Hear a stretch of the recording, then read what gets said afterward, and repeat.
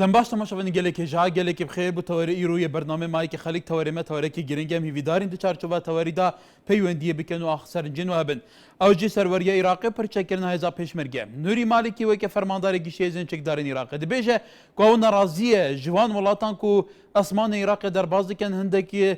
باڵەفرێن شارکەر و بۆ ئەسلی ئینانە ئەسلیحە بۆ هەندێک هێزیە نافخوا و بێگومان بەحسێ هێزا پێشمەرگی کوردستانیە نوری مالکی بحثی سەروەریە عێراقی دیکە پێویستە سەروەریە عێراقی پاراسی بێ گەلۆ لە عێراقی شتێکمایە ناوێ سەروەری بە دەمێکدا حکوومەتە مرکزی بتنێ لە بەغدا تەوەجودەیە هەندێک پارێزگەیاندنیان شیعە دێ ناوەڕاستە عێراقیدا زۆربەیان ناوەڕاستە عێراقی لە دەستە گروپên çekdarên داعشدایە ئەvê بوو چەندین مەهەیە بۆ جە هەرێما کوردستانی برگە لە هەرێما کوردستانی bi tevahî tehmîş kiriye عقوباتê اقتصادî wekû gelê caran berpirsên herêm bêjin heya dawiyê li ser vê herêmê ye bi keyfa xwe grupên çekdar li vir li wir digerin û teedayê li gelê Iraqê dikin fermû li şingalê çi qewmî helwîstê Nurî Malikî û ya hikûmeta wî çi bû derheqî awarên şingalê derheqî vê rewşatiya rojevê gelo di niha da serweriya Iraqê li kî ve li bin metirsî de li hindê ku fi'len Kurd xwe biparêze welat biparêze û ev welatên pêşketîn ser esasê hindê Kurdan tesîh dikin ku wekû ew dibêjin Kurd fakterê bi hevrajiyanê wekû hêzekê miyanrewa Iraqê ye yan jî Malikî wekû ew dibêje serweriya Iraqekê pêşêl kiriye yan jî ew ê ku nekariye siyaseteka giştgîr hebît û Iraq bi vî aqarên ha geşkê wekû gelek caran çavdêrên siyasî dibêjin êkî ji ezbaba ew xwe bûye bele berizan serwerî Iraq û pirçekirinî hêzî pêşmerge Nurî Malikî alê ke ئەوان قبول ناکەن هەندێک وڵات بێن سەروەری عێراق پێشێل بکەن ڕێز لە سەروەری عێراق نەگرن و بێن ئاسمانی عێراق هاتوچوو بکەن و تێپەڕێنن بۆ هێنانی چەک بۆ هەندە هێزەکانی ناوخۆی عێراق کە بێگومان ئەو باسی هێزی پێشمەرگی کوردستانە بەڕێزان لە ئێستا عێراقدا شتێک هەیە بە ناوی ئەوەی کە باز بکرێت سەروەری عێراق ئێستا عێراق یەک پارچەی هەیە حکوومەتێکی ناوەندی بەهێز هەیە ئێستا لە عێراقا هێزەکانی سوپای عێراقا پارێزن وەکو پێویست خەڵکی عێراق ئێستا لە چ ڕەوشێکدایە ئێوە ڕۆژانە ئەبینن سونەکان شیعەکان بێگومان کوردەکان هەمویان لە دەستی گرۆپی چەکداریدا چون ئەڕفێنرێ چۆن قەتڵ و عامە کرێ چۆن زیندە بەچاڵە کرێ ناوچەیەکی ستراتیج و بەرینی عێراق کە ناوەڕاستی عێراق هەمووی لە ژێر دەستی گرۆپی چەکداری داعشدایە فەرموو لە شنگال چیان بەسەری کوردە زیدیەکان هێنەوە لەوێ هەڵویستی نوری مالکی لە چیا بووە هێزە چەکدارەکانی عێراقەیە ئەوان توانیویانە سەروەری عێراق بپارێزن لە مەترسیەکانی دەرەکی لە مەترسیەکانی گرۆپە چەکدارەکان لەو مەترسیانەیە کە هەندێک لە ناو عێراقە خۆیان بۆ ئامادەکرد بوو کە بەشێک بێن لەو مەترسیانە بە تایبەتی کوونە بەحسیەکان سەروەری عێراق لەوەیە پێشێل کراوە کە چەک وڵاتە پێشکەوتووەکانی دنیا چەک لەسەر ئەوەساسە بۆ هێزی پێشمەرگی کوردستان نەنێرن کە هێزێکە وڵاتی خۆیان گەلێکی خۆیان نەتەوەکی خۆیان پێیگەی خۆیان ئەپارێزن وەکو مالیکیاڵێ ئەم سەروەریە لە کوێیە ئایا سەروەری لە سایەی سەروەری عێراق لە سایەی فەرمانداری گشتی هێزە چەکدارەکانی ئێستا عێراق کە نوری مالکیە لە سایە حکوومەت و ئیدارەکردنی وڵات ئێستا کە بێگومان لە ژێر هەیمەنە و لە ژێر دەسەڵاتی مالکیە پارێزراوە هەیە شتێک بە ناوی سەروەری عێراق لە ئێستادا لە سەر دیواقە بەڕایەوە مەلا خزمەتی بیر و بچوونەکانی ئێوەدام پستکایە لەسەر تەوەرەکە بێ بڵێ برۆسێک لە شەقڵەوەیەکم پەیوەندی فەرموو ڕۆژتان باش کاکە دەستخۆشی بەرنامەکەتان لێکم بەڕاستی تەوەرەشی جوانتان هەبژاردێ ناوەڵا بەڕای من نوری مالشی کەسێکی بەڕاستی لە ئەخلاق کەسێکی دواکەوتووە لە ڕەوش لە بیرکردنە بۆ بەرهەندێکی مستەڵەحەیە کاک برۆسێک ئێمە لێرە ئەو مستەڵەحانە ناگوترێن بەڵام پێیوە دیار بوو یعنی لە ڕابردوودا پێیوە دیار بوو کە کەسێکی دڕندەیە بەرامبەر بە تایبەتی و بەرامبەر بە گەلی کورد لەبەرەوەی گەلی کورد ئەو کابرای پەروەردە کردو بەو نەوعەیە وەڵامی گەلی کوردیدایەوە بەڕاستی دووەم لەسەر تەوەری چەک و پرسەکردنی کوردستان و بەڕاستی ئەو چەکە ئەگەر بێت و بە عەدالەت تەوزیع بکرێتن بەڕاستی گرنگی خۆی و جێی یعنی دەستخۆشیە لە هەموو وڵاتانی کە هاوکاری کوردیان کردیا بەنسبەتەوەی کە کوردیش چۆن ئەو چەکە بەکاردێنی بەڕاستی ئەمن یەک بە بەشی خۆم پێم شتێکی جوان نەبوو کە کورداوای هاوکاری ئاسمانی بکاتن لە ئەمریکا و ئەو وڵاتانە بێن هاوکاری کوردکەن لەبەرەوەی ئەوانە چەند پێپەتیەک بوون ئەگەر هاتدایەوە هەندێک فیشیان تەقام کێمان لەگەلە محەممەد لە کوێیە باش کاکار وەزت کۆ وەڵا ئەمە باشم فەرموو سپاس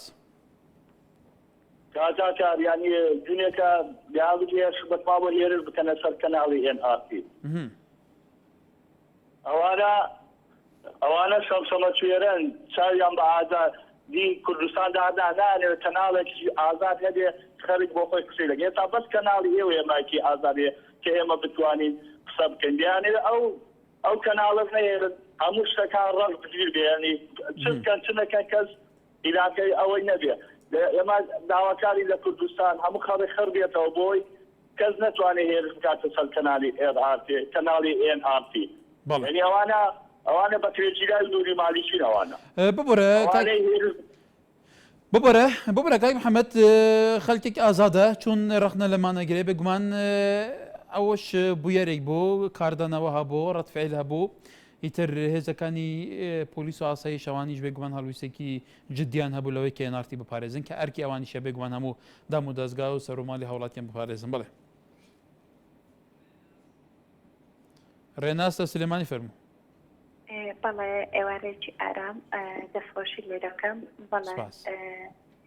بەڵێ سەبارەت بۆ چۆرەی بەڕاستی یعنی ئێمەی کورد ئەگەر بێ باسی بکەین بڕاستی ئێمە ینی چەند ساڵ هەردەم ینی بڕاستی دەربەدەر و ماڵوێران و ینی ئەوەی ناخۆشی بەڕاستی لە کورد ڕوویدا بەڕاستی ینی ئێمە تەماشا بکەین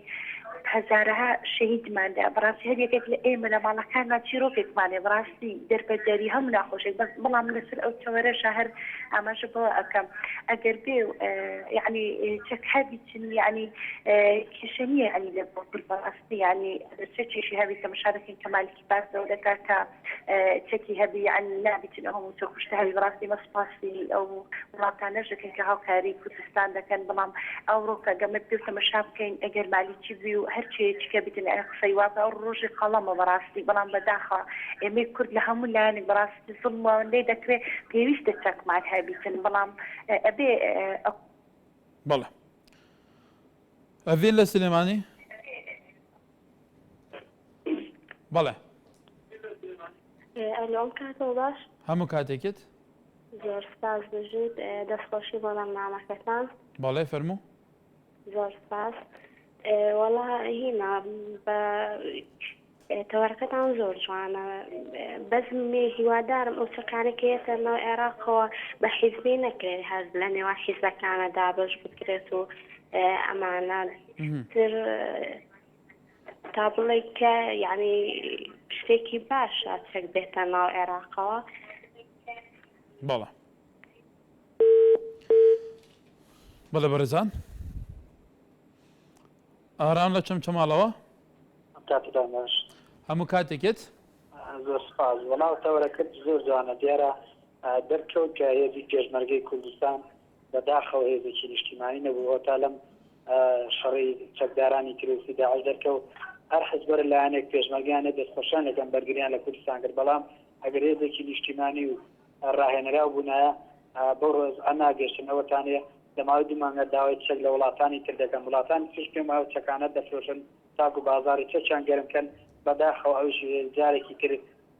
داهاتێکی تری ئەم وڵاتە بە جەنگ ڕۆی کە بەرۆشی هەرێمی کوردستان گرت من داوا لە هەرێمی کوردستان و هێزە سەربازی وەزارەتی پێشبڕێ دەکەم هێزی پێشبەرگە بکاتە هێزێکی نیشتیمانی ئەوەتانە لەگە بەغدا ڕێنەکەدون دەڵێت دەبێت چەکان بێتە بەغدا بنجا دێتە هەرێمی کوردستان من پێم وایە دەرکەوت لە چەندین ساڵە نەتوانرا وەزارەتی پێشمەرگە و حکوومەت هەرێمی کوردستان هێزی نیشتیمانی دروستکەن هێزێک بکەن هێزێکی سەربازی تۆکمە بێت نەک خەڵک بچێک بەداخەوە هەرێکە بە شێوازێک بەرگری لە کوردستان کات چەک و تەقەمەنیان پێنێ زۆربەی هێزەکان بەهۆی چەک و تەقەمەنیەوە بەرەکانی جەمیان چۆڵ کرد ئەوەی کە فریاکە و خەڵک و پێش وەلە بەرزان دوێنێ کۆبوونەوەی ئەنجومەنی وەزیرانی هەرێمی کوردستان هەبوو ئەوانیش باس لەوەیەکێک یەکێک لە خاڵە لەوازەکان ئەوەیە تا ئێستا هێزێکی بە نیشتیمانی کراوی پرۆفێشنالی متەدەڕبی بەتوانە لە کوردستان نییە ئەوان ئەڵێن ئێمە تەجروبەی زۆرمان بینی لەم شەڕەیە هەوڵ ئەدرێت کە هێزێکی نظامی دروست بکە ئەمانەکە بێگومان حکوومەتی هەرێمی کوردستانیش خۆی احترام بەماکە بەڵام لەسەر عادی واقع تا چەند گرنگە کورد خەوەن هێزێکی نیشتیمانی بێ بۆ نمونە زۆر جار ئەڵێن سەدان هزار پێشمەرگە هەیە لە مەیدانیشە چەند هزار پێشمەرگە هەیە زۆر جار ئەڵێن پێشمەرگە بندیوار و نزانم چی و هەر کەسێک هاتووە زۆر جار ئەڵێن ئەمە هونەرمەند هاتوو ئەمە ڕۆژنەمانووسە ئەمە نظام چیە یەکسەر بە پلەیەکی سەربازی تاقاوت دەکرێ یان نەکرێ بە پێشمەرگە لە ماڵەوە دانیش یان نظام چی هێز لە هەموو وڵاتێکە گرنگترین ئاراستە گرنگترین شت ئەوەیە کە هێزێکی بەرگری زۆر بە هێزت هەبێ بە قووەتت هەبێ بە تایبەتی لە گەرمەی شەڕی کە ئەو ناوچەی ئێمە تیاژین کەمەش قەدەری خۆیان وڵاتی ماکەوێتە ڕۆژهەڵاتی ناوەڕاستەوە ئەمە ناوچەیەکە لە دەر زمانەوە تا ئێستا ناوچەیەکە هەری گەرمی شەڕە شەڕ و نیزاعاتی تایفی و مەذهبی و قەومی و مەسەلی هاتنی ئیستیعمار و لە ناو بەرژەوەندی وڵاتە زلێزەکان تا چەند گرنگە لەم چارچەوەیە کە خەتەرێکی زۆریش لەسەر کوردە کورد زۆرترین هەموو نەتەوەکان زوڵم لێکرێ لێرە لە ئێستادا کورد خاوەن هێزێکی بە نیشتیمانی کراوی پەرچەکی پرۆفێشنالی متەدەربی سەردەمانە بێ نەک بەم شێوە بێ وەکو خەڵکەڵێن فلان حەزب و بێوان حەزب تا دوای بڵێ عەبدوڕەحمان لە چوار قورنا کاکە و کاتە باش هەموو کاتێکت چۆنی بەڕێزم باشی حواڵت باشە زۆر سپاس داوامان هەیە لە خەڵکی بە شەرەفی کوردستان من وەک لاوێکی کوردستانی ڕۆژهەڵات کە ئێستا لە ژاقۆنەدا دەنیشم جێبیستی خەڵک جێبیستی ئەوەی نەبێت کە ماڵێشی داخوا پێی خۆشە یا پێی ناخۆشە چەک بدرێ بە پێشمەرگە یا بە هەرێمی کوردستان ئەوە مافی خۆیەتی هەرێمی کوردستان دیفاع لە خۆی دەکات هەرە مالی شێ بوو کە نۆ مانگە دەستی لە بینی خەڵکی ناوە کە هیچ بە هیچ شێوەیەک ناڵی مەعاش بێ هیچ شتێک بێ هیوادارم کە خەڵکی بە شەرەفی کوردستان جێبیستی ئەوەی نەبێت کە مالی شتێک دەکا یا شتێک دەکا یا بە هەوای خۆی شتێک دەڵێ بە زەرەرێکی هەرێمی کوردستانەوە بێ داواکاریمان هەیە لە هێزی پێشمەرگە پاشەکشەنەکە بە هیچ شێوەیەکی دووبارە داواکاریمان لە پەیوەندی حکوومەتی هەرێمیشەیە پیاوانە چۆن خۆڵاگر بوون و پێشمەرگەکان چۆن خۆڵاگر بوون و وەدایم خۆڵاگریشن ئینشاڵڵا هەر خۆڵاگریش دەبن بەڵا بێستون لە چمچماڵەوە ئەم کاتە باش بەڵێ هەموو کاتێک زۆر خۆشی بەرنامەکەتان یەکەم ڕاستی تەوەرێکی جوانە فەرموو ئێمە وەکو یازی پێشمەرگە دژی ئەو بەنامەی نووری مالکین کە سەبارەت بە پێشمەرگە و چەک بە هەرێمی کوردستان نەدرێت بەڵێ ئێمە خوێنی خۆمان بەختەکەن بە چەکی خۆمان بە شتێکی خۆمان ئامادەین هەتا دۆپی خوێنمان پارێزەری ئەم کوردستانە بکەین و داواکاری لە حکوومەتی هەرێم بەزووترین کات چەکی باشمان پێ بگەێنێ بەڕاستی نوقسانیمان هەیە لە ڕووی چەک و شتەکەوە ئەنجا ئێمە وەکو یازی پێشمەرگە ئامادەی خوێنی خۆمان بەسکەن لە پێناوی ئەم نیشتیمانە کە تێهێژین بەڵێ کێمان لەگەلە شلێر لە سلێمانیەوە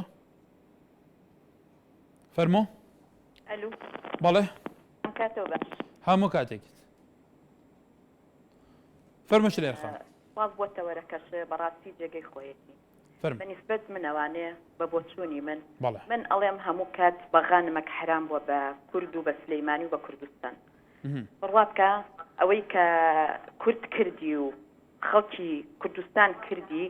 هیچ کەسێ نەیکرد بەس لە هێزەکانی پێشمەرگە ئەوە شێتەوانێ بەڵام ئێمە نابێت چاوەڕوانی بەغا بین نابێت گوێ لە بەغا بگرین بەغا عینەن ماری دووسەر وایە هەر چۆنێ بێوێ پێمانەوە ئەیات ئەنجا ئێستا پێی خۆش نییە ئەو ئێمە پڕچەک بکرین ئەبوایە حکوومەتی هەرێم 20 ساڵ پێش ئێستا ئەوەی بنیاد بنایە یەک ژێرخانی ئابووری دوو پڕچەکردنی هێزەکانی پێشمەرگە گیان لەسەر دەستە پێشمەرگە ئامادەیە بۆ شەڕ ئەی کە ئامادە بوو بۆ شەڕ ئەم پێشمەرگەیە چەکی باشی پێ نەبێ و تەمرینی باشی پێ نەکرێ و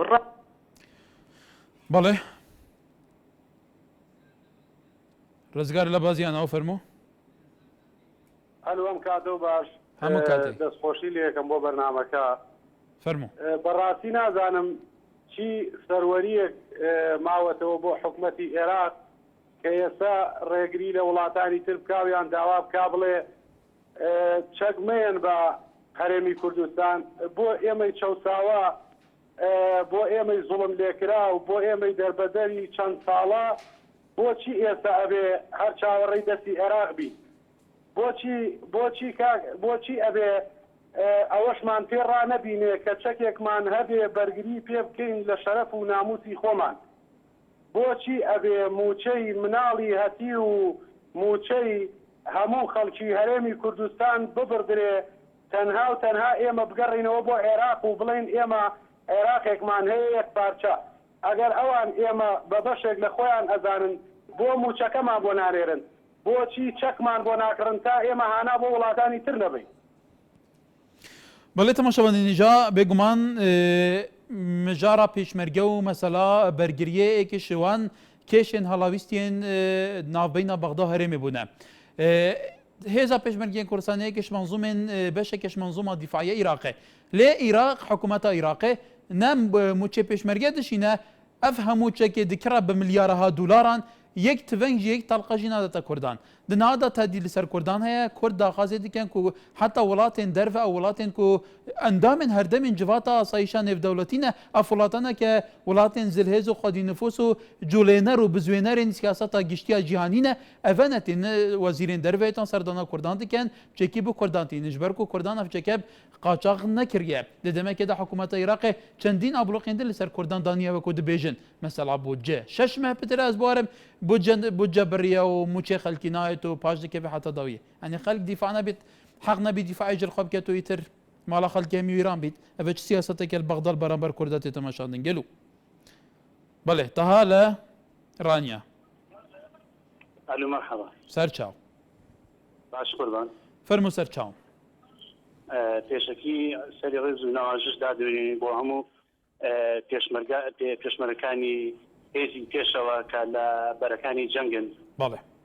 و سەر ڕێز و ناوازش دادوێنین بۆ هەموو شەهیدەکان داوای چاکبوونەوە بۆ هەموو بریندارەکان دەکەین.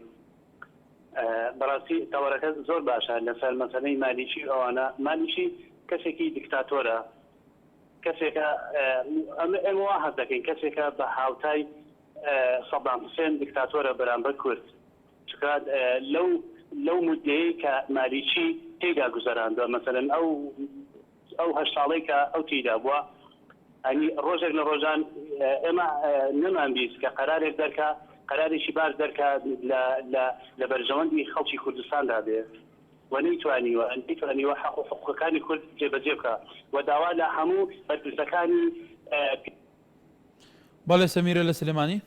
مرحبا کاکە هەر سەر چاوم کاکە کار من لەیرەوە زاری سڵاو و ڕێزمەیە بۆ هەموو هێزی پێشمەرگە لە بەرەکانی شەڕا بەڵێ تا ماسەکەم من پێم باشە پرچەکردنی هێزی پێشمەرگە بەڵام بە شەرتێ هێزێکی نیشتیمانی بێ هێزێکی لە دەستی حیزب دوور کرێتەوە هێزێک بێ سربەخۆ بێت تەنها خۆی وەزارەت پێشمەرگە بتوانە بیانزورێنیە و ئەمیان پێ بکە و هەموو شتێبە لەژێر دەستی ئەوامری وەزارەتی پێشمەرگاریە تاکەکانیش نەکەوێتە لای ئەم سەرکردە و ئەو سەرکردە بەرامبەر یەک ڕۆژێ لە ڕۆژان وەک شەڕی ناوخۆ بەرامبەر یەک بەکاری بێنن چەکەکان لەژێر دەستی وەزارەتی پێشمەرگا و دەستێکی ئەمینابێت بۆ ئەوەی ئەو چەکانە ڕۆژێ لە ڕۆژان پێویستت پێ بوو وەکو ئێستا لە گەڵدەعاشە شەڕ هەیە بەکاری بێنی ئەگەر پێویستت پێ نەبوو وەکو مەرجەفێکی بۆ دانێ ئەو چەکانە مەغزنێکا دانزیێت و بەدەست هەموو کەسێکەوە نەبێ و یاری پێ بکەن و بیفرۆشن و کڕین فرۆشتنی پێوە بکرێ من ئەوم پێ باشە پرسەک بکرێ بەڵام بەڵێ غەفور لە سلێمانی بەڵێ فەرموو کاک غەفور ئەم کاتان باش سەر چاوم وەڵام من چەکی پێشمەرگەوە من پێش ئەو چەکانێکەوە باسەکرێکە هاتوون بەڵێ چەکی ئیمان و ئێرادە و عەقیدە و وەرم بەلاوە گرنگتر لەوانە جا چەکی ئیمان و ئێرادە بەڕاستی باری کردوەدان داماڵاوە لە پێشمەرگە ئەوە لە هەموو چەکی مهمترە اینجا ئەو داعیشانەکە شەڕەکەن لەجەبا بە چەکی ئیمان و شەڕەکەن زیاتر ئیسفاتی چێکەوە خۆیان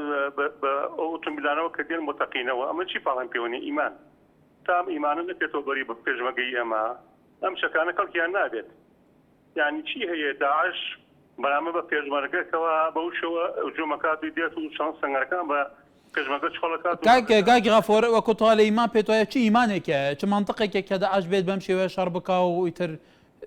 بەم هەمەجێتەوە بێت مناڵت زیندە بە شەڕ بکاتە دوای ئەوە منطق نییە ئەوە منطق نییە مەبەسم ئەوەیەکەوە ئەو ئیمانێکە پاڵی پێوەنێکەوە ئیمانەکەی هیچ پشت لەسەر بناغی هیچ دروست بووە حاڵی بووی بەڵام ئیمانی ئێمە ئەبێ بگەڕنەوە بۆ پێشمەرگەی ئێمە با ئەو ئیمانی ئەگەر ئێمە ئەو ئیمانە کە هەیە بکەمە بەری پێشمەرگە ئیمانی نیشتما پەروەری ئیمانی پێسۆزی ئیمانی ئەوەی کەوا قیادەکانە بەڵێ ئەوەی کای غەفوڕە لێ ئەوانە کردبێن بە ئیرادەیەکە خۆ بکۆژن خۆیان بکۆژن کوشتنیشیان لەسەرەوە بێت تەڕۆهشی پێکەوە بسووتێنن ژن ببن بفرۆشن لە بازارەکانە وڵات تدمیر بکەن ملیونەهان کەس کۆچبەر بکەن ئەمانە دێن بوو مەبەستێک کە حتا پیاوانی ئاینیش ئەمەی ڕەوسەکە بەڵام لە دێر زمانەوە کورد خۆشەویستی کورد هەیە ئەو ئەڤینداریە کووردا هەیە بێگومان هیچ نەتەوەیکی تر نییە لەبەرەوە خۆشەویستی کورد بوونەتەوەکەی و نیشتیمانەکەیە بۆ شاخەکانیەتی بۆ کوێستانیەکانیەتی بۆ دەشتەکانیەتی بۆ گەرمیانەکەیەتی کەواتە خۆشەویستی کورد هێزی پێشمەرگەی کوردستان لە شۆڕەشەکانە بە سەدان هەزار گەنج خۆیان بە کۆشدەوە لەسەر ئەو خۆشەویستی و ئیرادە هەیە بەڵام کۆکای غەفورە لێ تا چەند گرنگی ئێستاش ئەم خۆشەویستکە پەرە پێ بدرێ و گەشە پێ بدرێ و لە چارچەوەیەکی ئیرادە و بیرێکی نیشتیمانی ڕێی بخرێن نەکە خەڵکە لە حەزباتێکی بکرێ بەڵێ کاروانمان لەگەلە گیان سەرچاوم کای کاروان لە چەم ماڵە بڵێ سەرەتا دەستخۆشی لە سەرجەم پێشمەرگەکانەکەین لە سنوورەکانی جەلەولە مەخمور بەبێ جیاوازی حزبایەتی بەڵێ اینجا مەسەلەی سەربەخۆی عێراق شتێک نەماوە ناوی سەربەخۆی عێراقەوە ئێستا عێراق هەر بە واقعی بووەتە سێ پارچەوە ئێمە داواکارین لە سەرکردایەتی هەرێمی کوردستان حکوومەتی هەرێمی کوردستان سەرکردایەتی کورد چاوەڕێی گڵۆپی سەوز لە وڵاتانی ئەوروپا نەکات چونکە ئەوە بە هەرگیز نابینین کە وڵاتانی ئەوروپا بە تایبەت ئەمریکا گڵۆپی سەوزان بۆ هەڵکە بۆ ئەوەی ئەمە سەربەخۆی خۆمان ڕاگەین نەبێ بە ئیرادی خۆمان سەربەخۆی خۆمان ڕاگەین و میلەت لە پشتی ئەم بڕیارە بێ و دووەم شتیش بەڕاستی هیوادارم ناردنی ئەم چەکانە چونکە هەروە بە ئاسانی نهاتووە هیوادارم باجی ئەم چەکانە قورس نەبێ لە پێنا ئەوەیان نەبێت کە سەرکردایەتی کورد واز لە داواکاری سەربەخۆیی هەرێمی کوردستان بێنێ و کورد قسەیەک هەیەڵێ مەڕ بەپێی خۆی بزن بەپێی خۆی ئەوە بەلایەک سەربەخۆی کوردستانیش بەلایەک حەمیل لاو لێرەوە ئەو کاتتان باش لە هەولێری پایتەختەوە گەلێ سپاس فەرموو دەستخست بۆتەوەری بەرنامەکەت بەڕاستی سەبارەت بە عێراق بەڕاستی دەبوایە جێشێکی نیشتیمانی دیموکراتیکی هەبوایە بەڵام زۆر بەداخەوە دیارە بەداخێکی سوتاویشەوە پێ دەڵێن مع الأسف المحروق وابزارم هەر وەکو کەبابەکەی عەلی باش بڵاغی وەسای کەبابیشی بۆ هێنایەکی نەگرتەوە هەمووی هەڵوەری بوو بە خۆراکی خەڵوز و خۆڵەمێش و مەخاڵە و پشکۆ لە عێراقی نوێدا بەڕاستی تامی ئاشتی و ئازادی و خۆشگوزەرانی و پێکەوە ژیانمان نەکرد عێراقی ئێستاش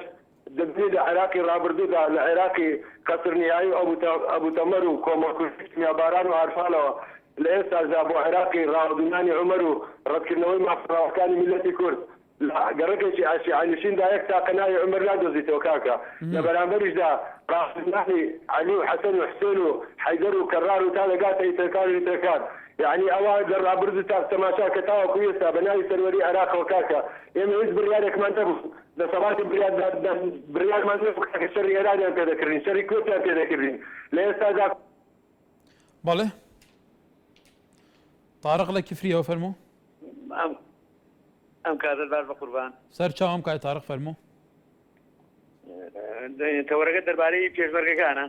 تەوەری ئێمە دەربارەی پێشمەرگە و تەستیحکردنی هێزی پێشمەرگە و ئیتر فەرموو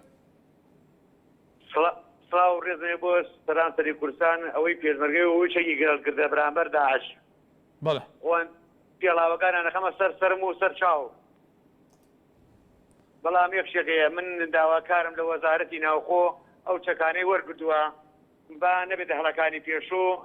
دابەشەکە لەمر کۆمەڵی حزبی و پیاوی حکومەت و هەموو کاکفلان و کاتبسانە بەیانی خۆمانی پێدەکوژن بەیانی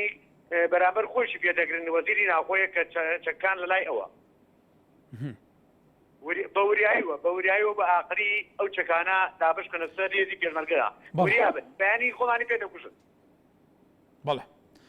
بەڵێ بەرەزان مەسەلەی چەکی ئەوە چەندین پەیوەندی هات باسی ئەوە کرێت خەڵک هاوڵاتیان مەترسیان ئەوە هەیە لە مەسەلەوە چەکی هاتوو تاریمی کوردستان دەریان خۆشە لەوەی چەکێکی بەقوات بێت خەڵی پێ بپارێزرێ بەڵام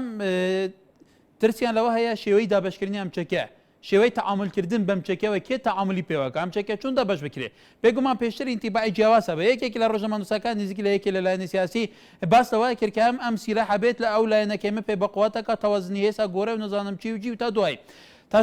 تاچەند گرنگە خوێندنەوەیەکی گشتی بوجادەی کوردستانی هەبێ بۆ ئەو ڕۆژنامە نووسە کۆمەڵێک چاودێرە بێ حتا کۆمەڵێکیان نزیکن لە کۆمەڵێک بەرپرسی باڵاوە کە ئەو قسانەیە ئاڵێن بێگومان کەم تا زۆر تەسیری هەیە تاچەند گرنگە ئەم چەکانێکە دێتە کوردستان ئەم چەکێک کە چەکێکە لە بوو پاراستنی خەڵکی کوردستان هاتووە تەجروبەی ئەحزابەکان هی پێشتریش هەبووە کە هەموو خەڵکی کوردستان تەبەناکە ئەمە دووبارە نەبێتەوە هەموو ئەحزابەکان لەسەر ئاسیار چارپەرچەی کوردستان لە نێوەی سەدەی ڕابردوو تا بێگومان دوای کۆتایی ئەو سەدەیە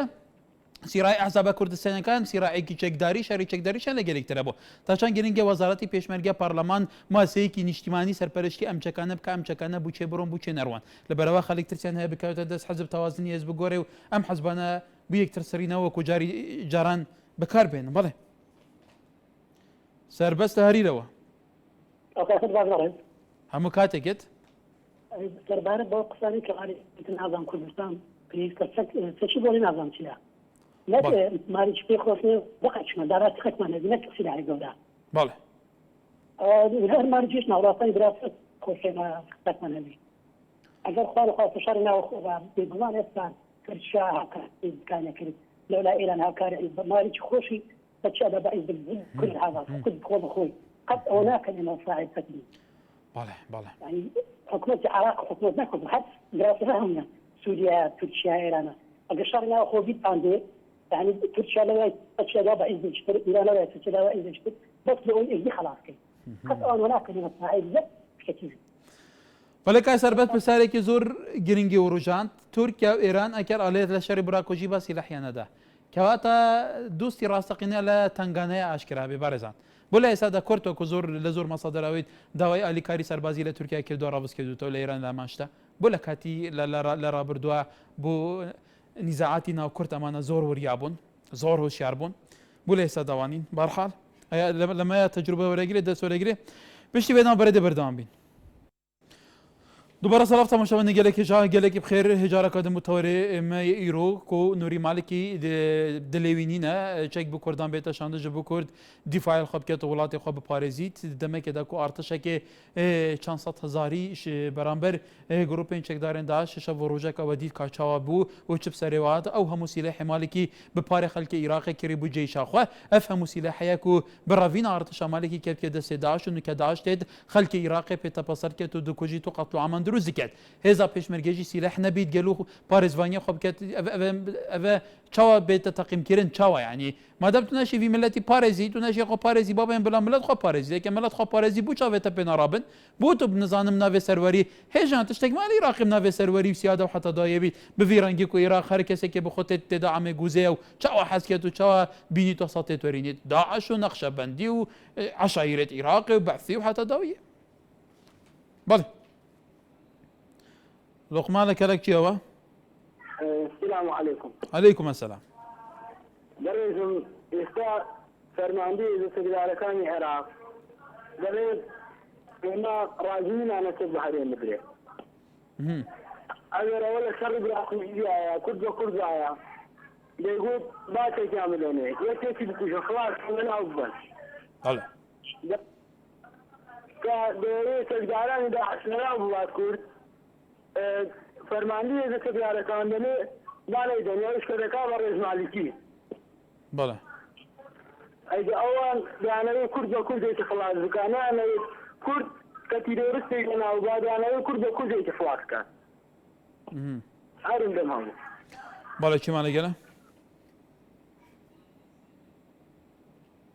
ناوزاد سێمێ لێت گەرمەیە؟ کەرم کە. کاک نەوزاد کەرم کە. چاوانی باشی؟ ئەم باشین هەر ساغبی. کاک نەوزاد باڤە. بەس بێ زەحمەت تەوەرە ئەوەکە سەوەرە چییە؟ تەوەرەمە سەرمالێکات بێژیتن دلێوینیەکێک بە کووردا بێت. ولا برا دلێوینیە مشکلە مالکیە. ولا بس بەرگرێش ماف کرد. مشکلەوە یەمانە. ولا ولا برا مشکلە کەسێکە وەکی پارتی نەشت بەرگرێش کوردە بکرد برا. وەکی کێ؟ وەکی پارتی. لە هەموو لایەنەها پێک بە شەڕیتکەن. ئەزانم بەس کەسێکی پارتی شەڕ نەکرێ. ئێدژی شەڕیتکەن. بەس پارتی زۆر زەریت. ئێدژی شەڕیتکەن بابوو. بەڵێ؟ ئێدژی هەر شەڕیتکەن مل بملێ پارتی هەموو پێک بە. شەڕیتکەن برا بێنە وەریمە. برا بێنە وەریمە. چاوە؟ برا حەسمە دەرەکانە مالکی برا بێنە وەریمە. بابا چی ناداری پێشمەرگە؟ هیچ نزانم سەرنجاتە پۆڵان لەو لێرەوە سڵاو لە یەکەیەکەی کارمەندانی کەناڵە تاقانەکەی کوردایەتی NRT سپاس کاک وێز و خۆشەویستی بۆ پێشمەرگە قارەمانەکانی هەر سات پارچەی کوردستان بەڵێ کاکە کار زۆر جار وتمان هەمووی ڕووی دەدا کارە سەتەکان لە نەزانی و ساویلکەی کوردایەتیە ئەگەر ناحەقێ حەقی وابوو مالیکی ڕووی وتارەکەی بکرد بە ئەو وڵاتە حەرەبیانەی کە تێیدا شێخەکانی دەهالەت فتوا دەدەن بۆ کوشتن و حەڵالکردنی ژن و منداڵی کورد نەک ئەوەی کە سەروەری عێراق پێم بڵێ کام وڵاتی عەرەبی سەروەری تێدا ماوە دێگە سەربازیەکانی ئەمریکا لە قەتەر لە سوعودیا لە فتوا دەدرێت لەژێر سێبەری ئەوانەوە فتوا دەدرێت بڕۆن کورد بکوژن ئەبداکەی نیفاقی بەداخەوە هەڵوێستی نوێنەرانی کوزوای کرد عێراق هەندە پیرۆزکەن هەندە پیرۆزکەن صاحب ماڵ دزی کرد صاحب ماڵی کرد سپاس سیروان لە قەسرووکت گەلمەیە بەڵێ دەمێتە باش دەمێتە باشتر کە گەرسەر ئۆمژگۆریەتەوەکی کۆکمۆلکی ڕێگر بوو چەند دەولەتێکی نەبیە لێ تهدیدا دەکە نەبیە ڕێگر ئەرێ بەێ بۆواری کۆریا کوردستانی کوچەکی دەدە ئێکش بۆ سەرپێچیە داعشۆتیەچێکرش دەست مۆلکی دەست پێکردوەکی سیلە هەمێ فەیلق دەستپێکش کەسکێ دۆپلی داعشکری ڕابێ کرد ئەف سیلەحە هاتە بوو بەرژەمەندی و داعش و بوو جمدۆریە کوردە بکاتە و ئەوە نەڕازەمەندی گەلە کوردۆژی بتنەکە مۆلکی بیتە ڕێگر بوو کوردۆ و سیلەح نەگەهدە دەستەیە کوردە ئەوە ژار دژمندۆریە کە براقی خوبە و پۆلی کۆریۆ چەند دەولەتێکی بیۆنی بە بڕیۆری دەدەن بەڵێ کێمان لەگەڵە محەممەد دهۆکێت گەلمەیە کاکی محەممەد کەرمکە محەممەد دهۆکێ زۆر سپاس کاکێگار کەرم کاکێگار بیا بە بەرین و کە مە کارێ خۆ کرد باش یعنی بەری سێ ساڵە مە کارێ خۆ کرد باە نەوێگاوێ وەختی سووریە قەومی مازانی با یعنی چەند هێزێت فتڕەوێت ئیسلامی خرس پیلێ کۆم بووین و خرجی دانێت منە يعني ما آمادیه که باش کرد بوا يعني ما دیت الپیشاوت ما الویره کرد کشتن ما بشتاق يعني سروشتی بو منات گفت بابا همجه برایت منات بيت همجه کار خود کن بی روژامه جید و حقیقت هاتن ما چه احتیاطات نوال کردن اما ما گفت اما دکتر دی بر سلطانه در کتشتی ما و دوید کرد شعبرو که یعنی باشتر تو آماده کن بو جنگ تغاطی چکو اول هم با هم بی خوب پیدیده پیدی ها دولت خارجی و دولت چکو اول دید سرملت ما بورا پتر بدهم اعتباد آمد سرما بد بو ما چیتره یعنی هر بله کاوله کرکوکه و ئەم خێتان باش و سڵاتان لێبێت بەڕاستی پرچەکردنی هێزی پێشمەرگە شتێکی باشەوە بەڕازی دەستخۆشیە بۆ وڵاتانی دۆست کە دەورێکی باشیان هەبوو بۆ ئەوەیەوە توانی هاوسەنگی شەڕەکە بگۆڕە بە دیوێکی تاوە ئێمڕۆژ مشتەی سەرکەوتنی یەک دۆیەکی پێشمەرگەمان پێگا یەک سەبەت بابەت بەڕاستی من وەکو ڕخنەیەک ئەگەر ڕخنەیەکی بنیانەر بێ پێم باشە هەموو شتێ بە ڕەشبینی نەبیندرێت یعنی سەردەمی ئێستا گۆڕاوە ئەو چەکانێکی ئێستا وەزارەتی پێشمەرگە دەوری خۆی بەکایەتی هەرێم هەیە پەرلەمانێکی ئەکتیڤ هەیە حکوومەتێکی باشمانێ بەڕاستی دەورێکی باشی سودایەکی گەورەمان هەیە لە دەرەوە بۆیە داوڵەتەکە بچووک نەکرێتەوە عنی ئێوە دایم هەمیشە هاوسەنگی بەو شێوە ڕایگیرێکە تۆ دوو دیوی مەوزوعەکە نیشان دەی بەڵێ ئێمە دڵخۆشمە پێشمەرگە سەرکەوتن لە دوای سەرکەوتنە ئێم ڕۆژ خەبەری خۆش و چەند ساتێکی دوشتن خەبەرێکی خۆشمان پێگا بۆیە من داواکارم هەر هەموو ئەوانەی کە دێ ئەم حاڵەتەی بەداخەوە شەڕی نەگرێتی ناوخۆ سەردەمانێک بوو ڕۆژ و کۆتایی پێهات ئازاریشی گیانەوە بە هەموو کەسی بەڵام هەر برای بەشدارە بێ ئێمڕۆ حەماسی پێشمەرگەی بۆیە لێرەوە دەستی گەرمی پێشمەرگە ماچەکەین قیرەتی بەرزیان بەڕاستی جێی تەقدیرە هیوای سەرکەوتن و نەمری بۆ شەهیدانمان ئینشاءڵڵا هەموو لایەک سەرکەوتووە بن ئێوەی بەڕێت بەڵێ کاوا بگومان خەڵکی ئازادە بیرۆ بچونە جیازەکانی خۆیان چۆن تەڕەحکەم بەرزستانی شەکو هەموو کەسێک ئازادی سوپاس بۆ سەرنجیەوە سیامان چومان گەلمەیە کاکە کارتۆنی باشی بێ بەرز گەلێک سوپاس کای سیامان فەرمو باسکەم بەرز کاکە دەستخۆشی بەرنامەکەت بێکەم بەڵێ سوپاس دەربارەی نوری مالیشی بەڕاستی نوری مالیشی وازی بەڕای هەموو کەسی زانا و دانا وازی لە دەسەڵاتی نییە بەڵام لەبەرەوەی شێخەیە بە مانای بە کورتی شێخەیە وازی لە خراپەی نەمایە ئەنە ئەتوانم بڵێم دەسەڵات نایەتۆ سەر دەسەڵاتی سەرۆکایەتی حکوومەتی عێراقێ بەڵام واز لە خراپەی ناینن بەڵام بۆ نمونە ئەگەر چەند بەداخۆ من پێم خۆش نییە ئەو قسە بکەم بەڕاستی بەڵام ئەگەر شیعە قەتڵ و حامکرا بە لە هەرچ نورەکی بە خۆی تەکوچیدا ئەو هەتا مەعاشیشی ئەنارد بەڵام چونکە سونەکانە بنا زایە بەڕاستی هیچ باشی بەوەی نییە ئەوەش دەستێکی شیعەگەری هەستا تاسفەی تێدا بەڕاستی. بەڵێ چاوان لە سلێمانیەوە فەرمۆ چاوان لە سلێمانیەکە لەسەر خەت بیتکایە بەڵێ کێمان لەگەلە دیارە لەسەر خەتنیەوە بەڕێزە بەڵێ تەماشاوانی نێژا نەهادا بێگومان کورد ڕەوشێکی هەستیار دەرباز بێ لەسەری کوردان داعش هەیە گروپە چەکداریا تۆنتڕەو هەیە کو لێ ڕۆژهەڵاتە ناوین چی هێزان بەرامبەر بە هێزی خۆ نەگرتکە جێی شەمالێکی چ لێ هات ئەسەد چ لێ هات دیمایکە جەبهەت النوسرا و هێزێت ئۆپۆزیسیۆنە سووریا چ لێ هات لێ ڕۆژاوای کوردستانی کورد 2 ساڵە بەرخوا دەدەول بەرامبەروان هێزان ڕادوەستەوە و قوربانیە دەدا وڵاتی خۆ دەپارێزن لە باشووری کوردستانیژیکە فێزێکی نەمابوون لە ڤێرژیک بێگومان دەستێوانی ڕەش گەیتە حەفکا کوردان لێ لە ڤێرژیک هێزا پێشمەرگین کوردستانێ بە هەموو یەکێن خۆڤە لە بەرخوادا هەیە نهاژی دەڤەران دەپارێزن ئەو دەڤەرێن کو داعش داگیرکردین دیسان کورد هەوڵ دەدەن وان دەڤەران بپارێزن دیسان ژێک پێشاتێکە نەخواستی هاتیان نەچاوارەکیریاژی مژارە داعشێ بۆ کوردên ئێزیدی کو ژێ کاکلک و ئەسل و فەسلین ڕاستەقینە و ڕەسەنین کوردانە لە وەرجی قەتڵ و عامەی دروست بوو و ئەف قەتڵ و عامێژی بێگومان ویجدانا مرۆڤاتی هەژان و لەوی چارچویشدا کوردان لە وەرجیک بەرخۆدانێکی کوردان یا چەکداریە هەر 4 پارچێن کوردستانیا بوو ji bo parastina evê herêmê deverênan bale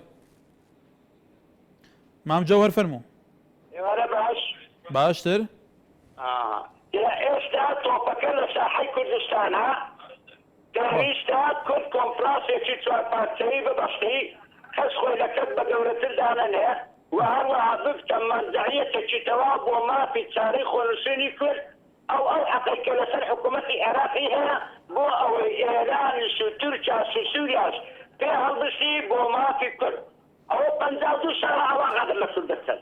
ئەوانە دۆرادیکان ئێستا هەموو دنیای ویژدان لەگەر ئێمەیە ئەوە شەرەفێکی گەورەیە بۆ کرد بۆیە داوا لە سەرکردەکان دەکەم مەرجی تەواو چاویان لە حکومڕانی بەغدایە نەبی سبەینە خوا بدۆڕێنەوە دەبی مەرجعیەت بن مەرجعیەت هەر 4 پارچەشێت بن و کۆنفرانسەکەت بە زووترین کات ببەسێت و هەر کەسێکی خیانەت بکە لە هەر 4 پارچە بەرامبەر چاپاتی کوردستان پێویستە سزا بدرێ لەناو چاپاتی کوردستان ئیتر سوپاس زۆر مەمنون بەڵێ تەریفە لە سلێمانی ئەم کاتت باش هەموو کاتێکت دەستخۆشیتان لێ یەکەم بۆ هەڵبژاردنی و تۆرە جوانانە بەڕاستی ئەوەی من ئەم ێوارەیە هەمە سەرنجە لەسەر بەرنامەکەتان بەڕاستی چەکی زیاتر تا بنێردێ بۆ پێشمەرگەکان ئەوە ڕای هەموو کەسێکە کە زیاتر پێشەکەون بەڵام بەڕاستی ئەگەر داعشەکان بینایەک داگیر بکەن لەلایەن خوانەوە 5 نەفەرە نێرنە دەرەوانێ پێشمەرگەی ئێمەش زیاتر لە 200 پێشمەرگە گول لە بارانیانەکەن ئەگەر لەو 5 ئەگەر و پەڕی 4 دانە 3 دانانێ بکوژێ ئەوان بە زۆری و بە یعنی بە شەیەکی بەخوڕ نایەنە دەرەوانێک کە بتوان بیان کوژن بۆیە من بەڕای خۆمەڵم چەکەکان زوو کارەبێ و بەڕاستی ئەگەر بیانەوێت زیاتر داعش بڕوخێنن ئەبێ پلانی زۆر بە قەوتریانە بێ هیوادارم لەلایەن میدیاکانیشەوە بە هیچ شێوەیەک کە ئەو شەوە من بیسمەڵێ ئەوە لە قۆڵی نازانکەوە پێشمەرگە بووی دەچۆ لەو قۆڵێکەوە چۆن ئەبێت یعنی لە هینا بڵێ ئەوە پێشمەرگە لەو قۆڵۆڕە داعشەکان ئەوە بەوەنەی کە ورایان بەرزە بێتوانێ ئەزان لە سەر ڕێگایەکە بۆیە ئەوان زیاتر پێشەکەون بەڵێ کەواتە نەکێشفکردنی ئەو زانیاریەکانی هێزی پێشمەرگی کوردستان لە جەبهەیە دەبێت تا چەند گرنگە ئێلام چەپەمەنی ئەمە لە بەرچاو بگێت لەبەرەوە زۆر کێم تا زۆر گرەی لەسەر هەندێک لە چەپەمەنیەکانە کە پێش حەدەسەکانەکەون حتا ساعتی سفری شاشکراکەن زۆر جار لێرە لەوەی ئەو شتا 20 ساعتی هەنی تا چەند گرنگە ئێلامیش ڕەچاوی ئەوە بکە حساسیەتی ڕەوشەکە بکە بە تایبەتی تایبەتمەندی حتا مەسەلەی ئەسلیحەی پێشمەرگی بۆیە ئەگەر لایەنی بەرامبەرێکت هەموو شتێکی زانی بە تایبەتی لە مەسەلەی ڕوبەرەبوونەوەش خۆ ئامادەکە لەوانە سەر نەکەی بەسەریە بەڵام تا چەند گرنگە ئەمشان هەموو شارەوە بن بۆی سەرکەوی لەسەری هەموو کاتی ترسیان لە دڵابێ بڵێ ئەحمەد دۆکت گەرمێ باشتر بووتە دەستخۆشی تا و هەلووشتێتەکەم ئەولی تەگۆ مالکی نەشت خەلکێ پارێزێت ناهێ لەجی خەلخۆ پارێزن دەستخۆشێت دەکەم بۆ هەلووشتێتە نیشتیمانی نەتەوەی ئەوێ مالکیژی بۆ نێلانە چەکی نە مالکیە مالی کوردان كردا دفاع فكري كسل بشنا بوقت تلف برازون البلد قلت بحث كردات كنا بقى هيك قرمي بي انجليزي بي صليبي بي بقى بين نبكي مالكيه مالكي بين اثبات وجود على كتجي يعني اساس موجود او بين بين بديتو دي تشكيتو طياره جينو تورنادو جينيش ومساله كمصدر دس بخويا سر بخويا ملته كل بيوت ان شاء الله يا ديجي ملت كرد كما يمظن ملت كرد بنا ملت كرد دلوا وجابوا دست ملت كرد حمي ايكن هشر بارتا وخاصه كرديه العراق اللي قال خاصه مالو ايا حمي دفاع تقول حارس يفضل نقول دفاع بله برزانه میواداری سرنج خلکی کوردستان امروز لە چارچەی مینبەرە ڕاستەقینەکەی خۆیان مایکی خەڵک کە ئەمە دید و بیر و بچونە جیاوازەکانی خەڵکی کوردستان نەک کۆمەڵێک ڕۆشن بیر و بەرپرس کە هەموو کاتێک لە هەموو شاشەکان ئەکری وەربگرێ بەڵکو ئەو دەنگە شاراوانەی کە ناگەن کە حەزەکەن بگەن دەنگی ڕاستەقینەی شەقامی کوردی کە ئەم دەنگانان بێگومان باندۆری و کاریگەری زۆریان هەیە لەسەر ماڕاستەکان ئێمە هیوادارین دەنگەم گا لەسەر مەسەلەی هێنانی ئەسلحە لەسەر مەسەلەی باسی ئەوەیە کە پێویستە کورد حتى خەڵکی کوردستان بەڕێزان ئەوانیش طبعاً لەسەر ئەمە هاوڕانە پێویستە کورد گوت یەک دەنگی هەبێ یەکێتێکی نەتەوەی هەبێ کۆنگرەی نەتەوەی ساز بکرێت ستراتیجێکی هاوبەش لەسەر چونیەتی تعاملکردن لەگەڵ دەوروبەر و نازانم چی و لەسەر چارەنووسیزی کورد هەبێ باسی ئەوە شەکرێ پێویستە هێزێکی نیشتیمانی هەبێ کورد هەموو ئێستا باسەوەکە هێزێکی نیشتیمانی هەبێ ئەم ئەسلیحە کە دێت پێویستە کورد بۆ بەرگری لە خۆی بەکاربێنرێ لە چارچێوەی بە نیشتیمانی کراو بێ بەرحال ئەمی بیدارین سەرنجە جادە کوردستانی بتەواهی بۆالین پەیوەندیدار گەشتبی گەلو لە کوردستانی خەڵک چ دخوازە خەڵک چ دەبێ خەڵک چل هێزان چەکدار بێ چل سەرکرداتی سیاسی کوردان بێ چاوە باوەریەوان بلایەنێندن هەیە و ئیرادەوان یا بەرەوانیکردنی ژە وڵاتیوان هەیە چاندەیە هەر شاد و بەختەوەر